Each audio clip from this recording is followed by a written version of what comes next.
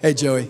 How you doing, man? It got quiet and awkward, so I thought I'd break it. I'll speak up. Okay. The friendly competition between Joe and Hendon, is that contagious with the other guys, especially in that quarterback room, maybe with Tavon? Yeah, it's been great. Joe and Hendon have a real relationship, not just on the field but off it. They've become really, really close friends, so that they compete with each other every day. It's like growing up, you always want to beat your best friend, but it's always in a positive light. And that positivity, that positive energy has really just translated into our QB room, and Taven's walked right into that, and it's been a good environment for him. Jimmy? What improvement have you seen from Joe Milton from last year to now? We've worked all offseason on touch throws across the middle and pressing our vertical run game. He's done a great job doing that. He's touching up balls all over the field. We all know he's got the absolute howitzer of an arm, so we've worked in having him touch up the ball and work windows and working that aspect of his game because we know he's got the other shot in his bag already. Vince, Austin, West, Rob.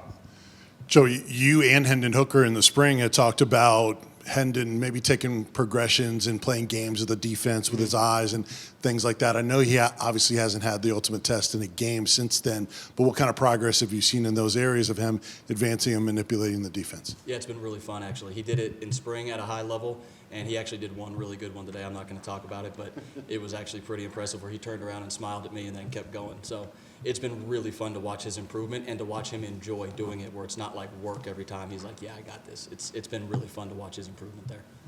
Austin? When you talk about working on touch throws, how do you go about doing that? How do you get somebody that clearly just can throw it a mile to understand how to throw it 7 feet with certain type of angle, arm angle, that stuff? And then two, in today's world of transfer portal and quarterbacks bounce around as much as anybody, to have a guy that's got experience like Joe as a backup, is that invaluable?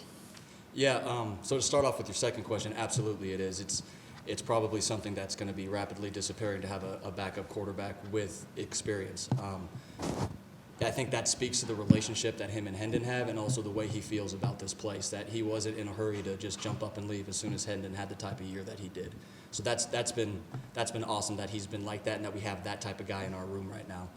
To your first question about the touch throws, one, it's having the conversation with him that we all understand that you have this talent. Now we need to truly work on something that's not a positive. A lot of people like to work on what they're good at because it feels good when you're working on it. So we said, hey, let's miss some throws in the spring. Let's miss some throws and routes on air, working on our touch. And he's absolutely dialed that in. It's been a huge part of his game. We've been working drills. We have several drills we work to shop windows and touch up balls and all that type of stuff. And he's really dug into that. He hasn't fought it whatsoever, and it's going to be a huge improvement to his game. West? Joey, when you got here, what was your impression initially of Hendon Hooker, and how much had you been able to see him play the game before, and maybe how long did it take you to see what kind of player you thought y'all could have there? Yeah, so when we first got here, I watched every clip that every quarterback that was on campus had from game film. Hendon was clearly very talented, was excited for the opportunity to work with him. With what everybody said about him, he was a great guy. Starting to work with him when we first got here, February, March, and then into spring ball, Hendon was a guy that was way too far in the business model, meaning like nothing was fun, everything was serious, and that wasn't his best way to play. Some guys it is not for him. So we had to do a long time of working on having him just really enjoy the game a day, working hard. Working hard doesn't mean serious all the time, though. He's fun. He's enjoying himself, enjoying his time out on the field, and that is what's allowed his talent to now take over again. He's not tightening himself up with his own mind. Rob and then Adam. Coach, in talking to Taven on Sunday, it seems like he's in a very positive environment with two guys who are kind of big brothers / mentors. How beneficial is it for a young kid to be able to come into a situation like that where, it seems like Hendon and Joe both look at him as a little brother they want to bring along, they want to help. Absolutely.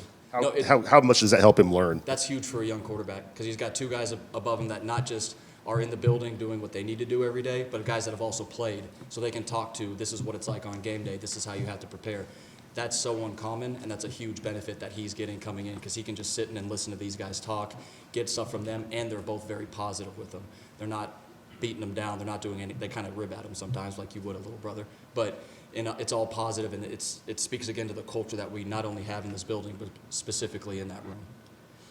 Last year, maybe Hendon's best trait was that he protected the ball, so few interceptions. When you look back at film, was there times where he was too protective of the ball, where he should have taken a risk? And is that something that you want to change at all in him? Maybe early, but as the season went on, no, he was just extremely intelligent with the football, and he made good decisions.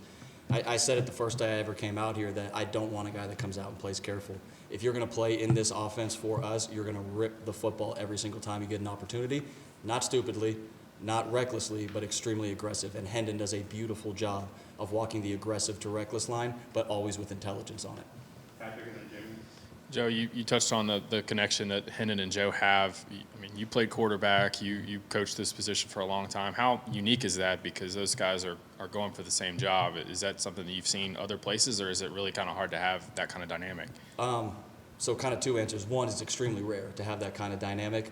But two, it really speaks to what Coach Heupel has built here culture-wise. And I know I've said that a couple times in here already, and it's the truth, that these guys all understand that we're all trying to get something bigger, and everyone has a role. And right now you think you know what your role is, but you have no idea after that first snap what everybody on this football team's role is going to be.